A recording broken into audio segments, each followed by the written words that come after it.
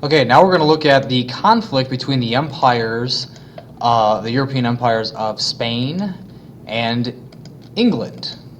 Okay, two dramatically different countries, but we're going to take a look at the Protestant Reformation and the causes of Spain's conflict with England today. And a lot of this is going to get the ball rolling for more people to start heading to the New World. So why does Spain want to attack England? At the time, Spain was the all-time, had the biggest navy. They were the richest nation on earth.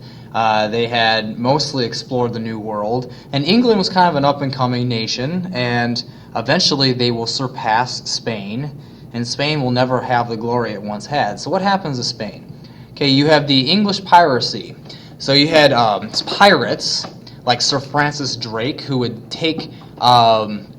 load up Spanish ships and take their goods on the way, and there was no way to stop them because they're on the other side of the world. Okay, as a result, Drake's piracy, Spain offered a large reward for his capture. This is kind of the glory days of the pirates of the Caribbean, as you would say. Okay, so the voyage of Sir Francis Drake. Okay, in order to escape from the Spanish, Drake sailed west, going all the way around the globe.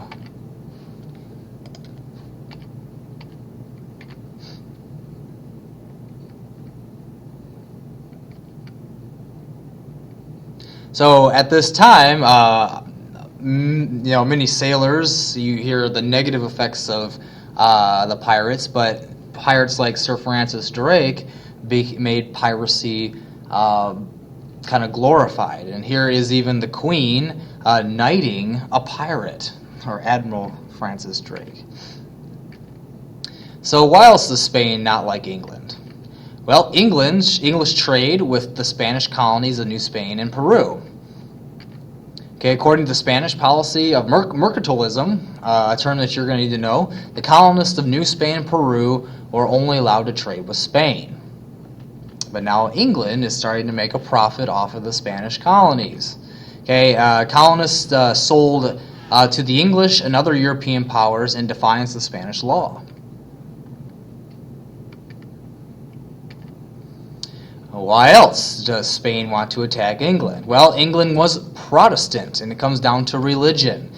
During the Protestant Reformation, we'll talk about that here in a second, while Spain still was Catholic. And King Philip II of Spain, here's Spain, believed that being king and being the most powerful nation, that it was his job really to keep all of Europe Catholic. England now had since converted to Anglo-Christianity, to Protestantism. So you have the Spanish Armada. So in 1588, England defeats the Spanish Armada, ending Spain's reign of the world's most powerful nation. Well, here's what happens, okay? Spain invests so much money and finances into building hundreds of ships that are going to try to attack the English homeland and invade England and conquer it. Well, the Queen, she knew it was coming. And as the Spanish Armada sailed into the English Channel to try to invade London through the River Thames, the Queen cuts off the Spanish Armada from being able to backtrack back to Spain. And to make a long story short, really, this Spanish Armada gets bogged down here in the English Channel. The English have technology such as fire boats, and they're able to light these boats on fire, the Spanish boats. And the only way the Spanish could get out of this pickle here is to go all the way around the North Sea, north of Scotland, past Ireland, to go back to Spain. And by then, many boats had crashed, and the people were starving to death and getting disease, and most of the Spanish Armada is destroyed. So all that investment is gone, and the Spanish Armada defeats Spain, and Spain really never gets back to where it ever was, and England now becomes the most powerful nation on the planet. Protestantism. Okay, in 1517, Martin Luther of Germany protested against the Catholic Church.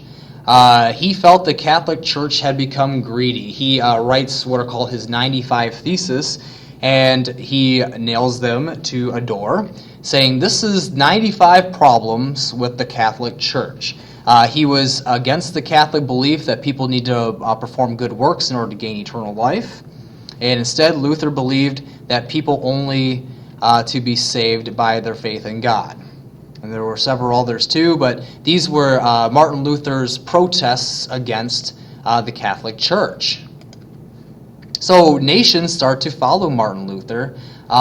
He translates the Bible into the vernacular or the written language, so in German, which had never been done before. It had always been Latin.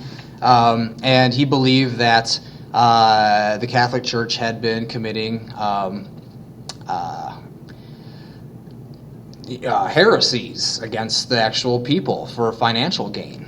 So here he is posting his 95 Theses on the church door in Germany.